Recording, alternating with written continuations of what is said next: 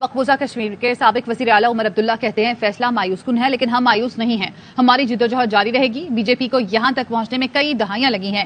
हम तवील सफर के लिए भी तैयार हैं। हम आर्टिकल 370 के मामले पर काबू पा लेंगे। यूनानिमस जजमेंट थी, ये सुनकर बहुत निराशा हुई, बहुत अफसोस हुआ। जो आज यूनानिमस फैसला आया उससे मेरे ख्याल में जम्मू कश्मीर के सभी लोग, चाहे वो कश्मीर के हों या जम्मू सूबा के, वो खुश नहीं है।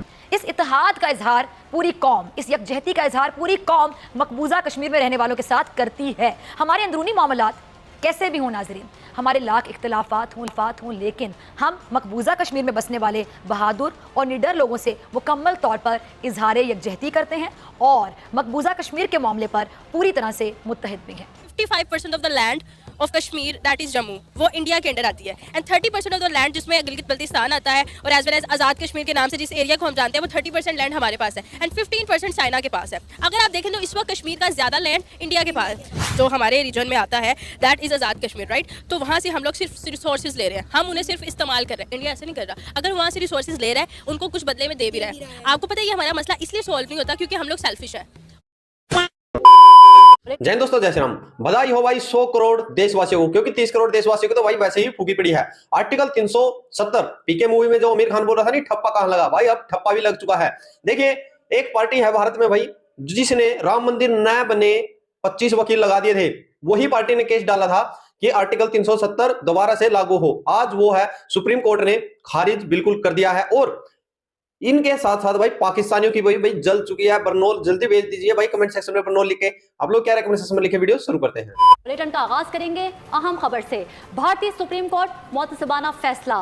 भारतीय सुप्रीम कोर्ट या मोदी कोर्ट है ये भारतीय सुप्रीम कोर्ट ने मकबूजा कश्मीर में आर्टिकल 370 के खात्मे और 5 अगस्त 2019 के इक़दाम को जायज और कानून के ऐन मुताबिक करार देते हुए उसे भारत का अटूट अंग करार दे दिया।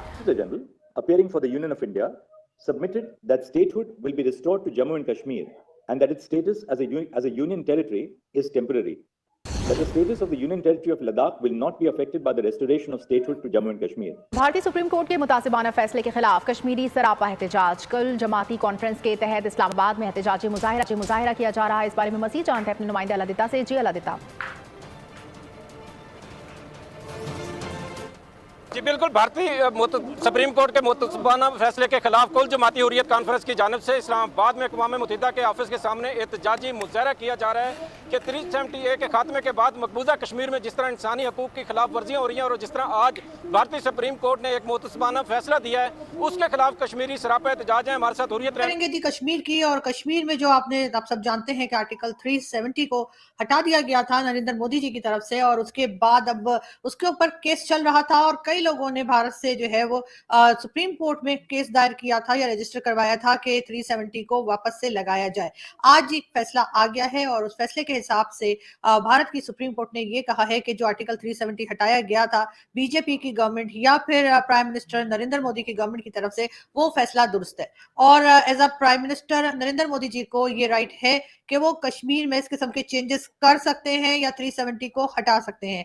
इसके बाद जी पाकिस्तान के जाहिर इंडिया के टीवी चैनल्स पे भी यकीनन हंगामा होगा, लेकिन ये कि पाकिस्तान के टीवी चैनल्स पे मैं देख रही थी सुबह से जो हंगामा मचा हुआ है और एक के बाद एक जो है वो कमेंट्स के लिए लोग आ रहे हैं और कई एक्सपर्ट्स यानी डिफेंस एक्सपर्ट भी जो अपने आप को कहते हैं वो भी पहुंचे हुए हैं और मुसलसल नेगेटिव वाइब्स जो है वो भेजी जा रही हैं। कहा ये जा रहे हैं, एक एक्सपर्ट ने तो ये तक कहा कि नरेंद्र मोदी जो हैं वो शायद कश्मीर को भी गजा बना के छोड़ेंगे, अपने इलेक्शंस के लिए इस्तेमाल कर रहे हैं। एक दूसरे एक्सपर्ट साहब जो आए हुए थे या फिर पेपर पे थे, आप समझे के फोन कॉल पे थे, टीवी चैनल जिन्होंने ज्वाइन कर रखा था, उनका ये कहना था कि जी नरेंद्र मोदी जो हैं वो भारत को या फिर इंडिया को जो है हिंदुस्तान बनाकर छोड़ेंगे। हिंदुस्तान बनाकर छोड़ेंगे का क्या मतलब है, ये बहरहाल मुझे समझ नहीं आई, लेकिन उनका ये कहना था कि वहां पर भारत में जो माइनॉरिटीज हैं उनको खत्म किया जा रहा है, उनके ऊपर जुल्म किया जा रहा है और इस तरह से नस्ल कुशी की जा रही है, यानी कि उनको सिरे से खत्म किया जा रहा है। लेकिन यहाँ पर मुझे एक बात बहुत बुरी लगती है, जब मैंने ये रिसर्च कर रही थी तो मेरे सामने से आर्टिकल गुजरा